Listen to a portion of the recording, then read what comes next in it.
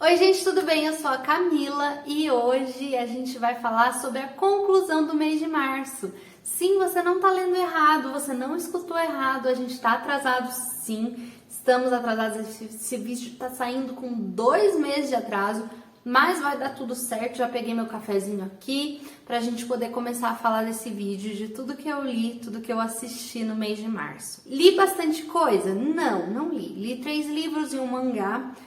Mas eu consegui assistir muita coisa, então vai ter bastante dicas para vocês. Já pego o caderninho para anotar. Vamos começar então pelos livros, como sempre. Mas antes, se você ainda não for inscrito, se inscreve aqui no canal, deixa seu like se você gostar do vídeo, comenta aqui embaixo, porque eu adoro ler o comentário de vocês. Fico muito feliz quando vocês comentam, quando vocês se inscrevem. Eu sei que é um canal pequeno, eu tô começando agora, mas eu faço com muito amor e muita dedicação, tá? E por mais que às vezes eu suma, não é por mal, é porque às vezes não dá pra gravar, ou enfim, às vezes eu gravo, o vídeo some, enfim, gente, acontece essas coisas. Mas eu tô tentando manter com uma regularidade, vou tentar não atrasar mais tanto tempo pra trazer as conclusões. Mas é isso, gente. Se inscreve, comenta, compartilha, porque você me ajuda muito dessa forma, tá? E vamos começar então com os livros que eu li este mês. Comecei o mês lendo então O Povo contra O.J. Simpson, do Jeffrey Toobin. Esse aqui vai contar a história do O.J., do caso O.J. O.J. Simpson foi um grande jogador de futebol americano lá dos Estados Unidos. Foi muito famoso e ele foi casado com a Nicole Simpson. Eles se separaram e a Nicole foi assassinada brutalmente junto com um amigo dela que estava na casa dela naquele momento. E o principal culpado era o O.J. Só que durante o julgamento ele foi absolvido. Esse aqui é um livro que vai contar sobre o caso, sobre o processo judicial. Então ele não vai focar tanto na vida dos dois e como aconteceu o caso. Ele vai contar tudo o que aconteceu no julgamento do O.J. e como que a promotoria agiu, como que os advogados de defesa agiram, qual que foi a linha de pensamento que eles seguiram, o que é muito interessante para quem gosta de ler sobre o assunto, para quem gosta de direito, porque os advogados de defesa aqui, eles tiveram um start assim, terrível, de pegar uma pauta que estava em alta ali na mídia e transformar isso a favor do O.J. para que a mídia ficasse a favor dele. Então, por mais que todas as provas apontassem para que ele fosse o culpado, eles conseguiram a absolvição. É muito interessante de ler esse livro. É um pouco revoltante em alguns momentos, a gente fica com uma raiva do que estava acontecendo, mas é a justiça, fazer o quê, né? É assim que funciona. Segundo livro que eu li no mês foi o incrível Os Irmãos Karamazov, do Fyodor Dostoiévski. Grande clássico russo, né? Muito conhecido por Crime e Castigo. Eu já li Crime e Castigo. Esse foi meu segundo contato com o autor e eu gostei muito, tá? Foi o livro que eu mais gostei muito mais do que Crime e Castigo. Logo quero fazer um vídeo bem explicadinho sobre os Irmãos Karamazov. Tem muita coisa para comentar com vocês, hein? O terceiro livro que eu li no mês foi então A Força da Mentira, da Hadassah Benito. Não sei se eu tô falando o nome dela certo, mas ela é uma ex-magistrada da Corte Suprema de Israel. Ela fez então essa pesquisa muito grande sobre os protocolos dos sábios de Sião, que era um documento que foi disseminado, que era um documento extremamente antissemita, falso, onde trazia um plano de dominação do mundo por meio dos judeus. E isso aí foi o que acarretou na maior parte do antissemitismo da Europa, que já era muito grande, mas isso aí correu o mundo e foi muito pesado.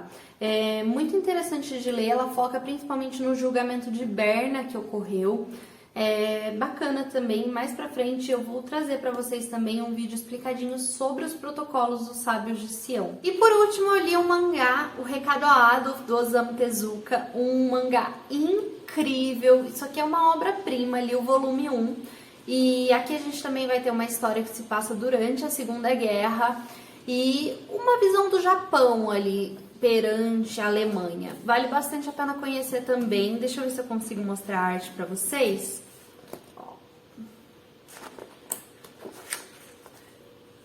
E assim, como sempre, uma edição de Pipoca Nanquim, né? Então a gente não espera menos que perfeição. O livro foi isso, né? Livros e mangás.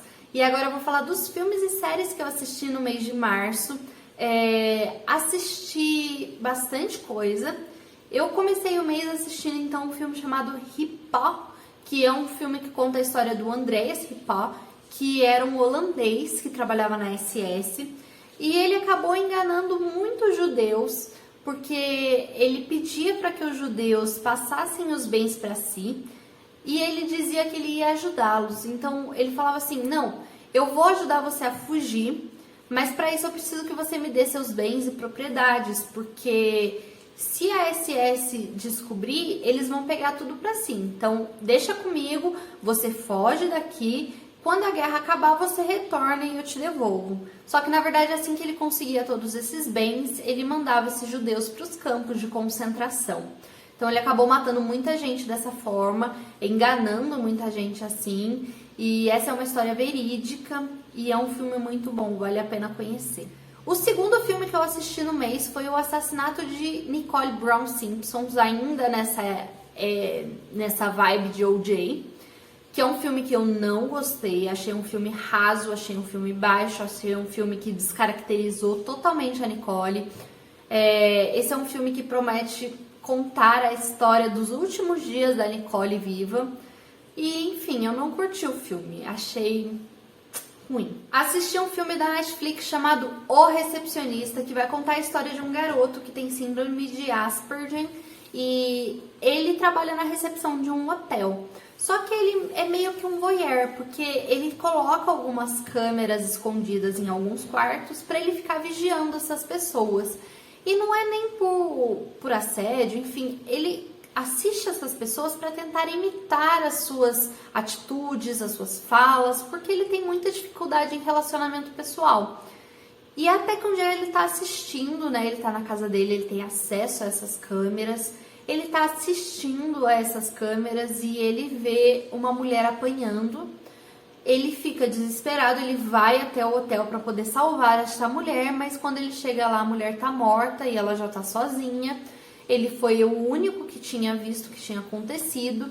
E quando a polícia chega, só tem ele no quarto e a mulher já tá morta, ele acaba sendo um dos suspeitos. Assisti um filme clássico do Hitchcock chamado Janela Indiscreta, um filme que eu acho que todo mundo já conhece, provavelmente já viu. Eu só tinha visto alguns pedaços e resolvi assistir o filme e eu amei. Gente, Hitchcock não cansa de me surpreender. Gosto muito de Psicose e não vejo a hora de assistir todos os filmes dele, porque é incrível o que esse cara faz. É todo um filme gravado na janela de um apartamento, é muito bom. Toda a história contada pela janela de um apartamento. É muito bacana. Assisti um filme nacional chamado Deslembro, que é um filme que vai contar a história de uma família. A gente tem então a mãe e a filha, a mais velha, elas são brasileiras. A mulher casou com um outro rapaz, que ele tem um filho também, e os dois são argentinos, e os dois juntos têm mais um caçula, que é um garoto francês, porque eles moram na França, né? Essa família resolve então retornar para o Brasil, na época que tinha acabado de terminar a ditadura militar. Eles retornam para o Brasil. E essa filha, a gente vai acompanhar principalmente a vida dessa filha mais velha, que é a Joana, e todos os seus momentos de lembrar o passado, sua relação com uma avó que ela mal conhece, porque quando ela saiu do Brasil ela era bem criancinha, e o pai dela morreu no DOPS, na época da ditadura. Ele era um grande militante, a mãe dela também era militante, e ela consegue relembrar algumas coisas ali. É um filme muito bom, muito lindo o filme, muito bem feito, curti pra caramba, a trilha sonora é incrível, gostei de tudo. Assisti um outro filme chamado Nunca, Raramente, Às Vezes, Sempre, que é um filme que conta a história de uma garota, uma adolescente, que engravida. Ela descobre essa gravidez e ela tem uma família ali bem desestabilizada, então ela não consegue contar pra família que ela tá grávida, só que ela resolve que ela vai abortar.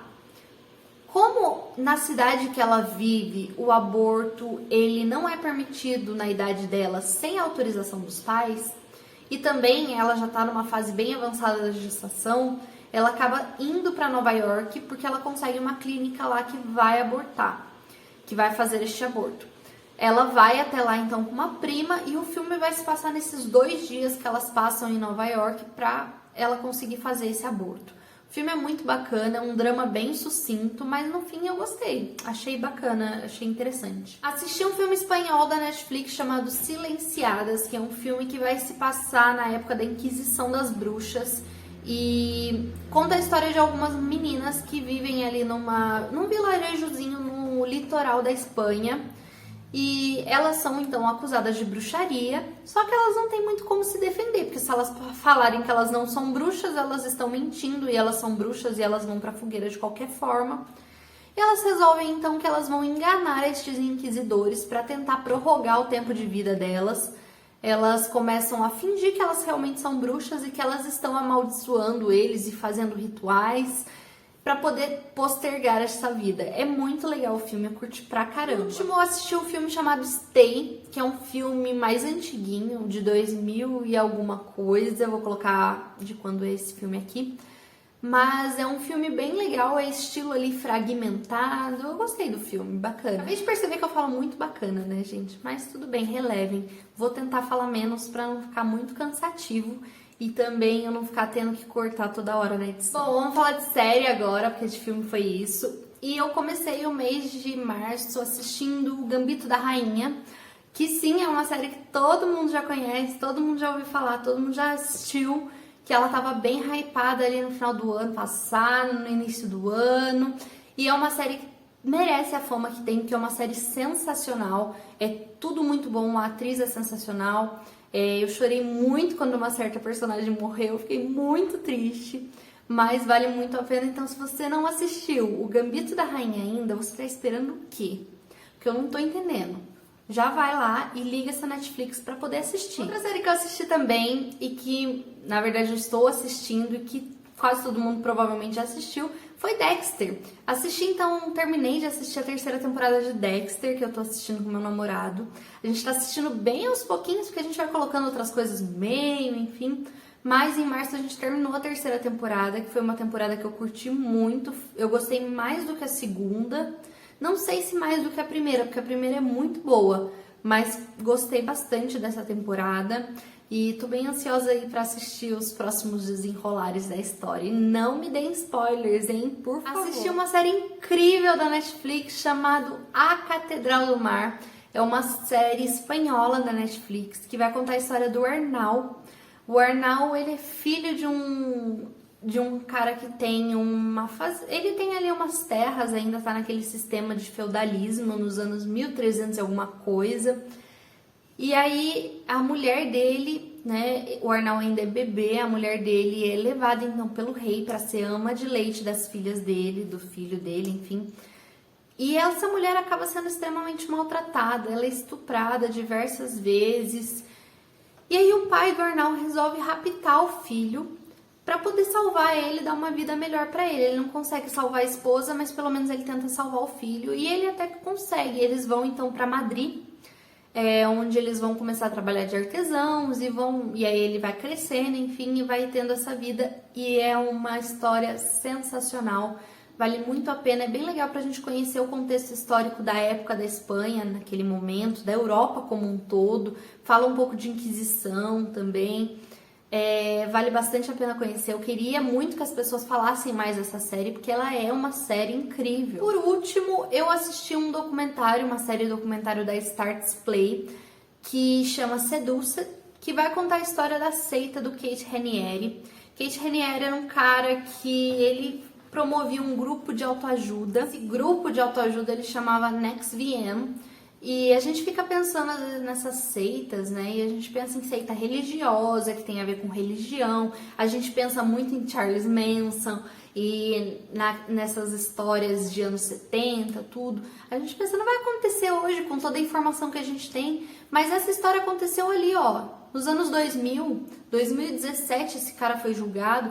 Então é um absurdo a gente pensar que tem tanta gente promovendo essa indústria de autoajuda e de coaching numa época em que a gente precisa pensar em saúde mental. É muito perigoso você lidar com a saúde mental das pessoas. Esse cara, ele conseguiu ter 150 escravas sexuais. E tudo isso partindo de uma lavagem cerebral que ele fazia nessas pessoas, conseguindo o dinheiro dessas pessoas, conseguindo que essas pessoas doassem a sua própria vida, se afastassem da família. Então é uma série muito importante para a gente pensar nisso tudo, é muito reflexivo, importante a gente conhecer e pensar sobre o assunto.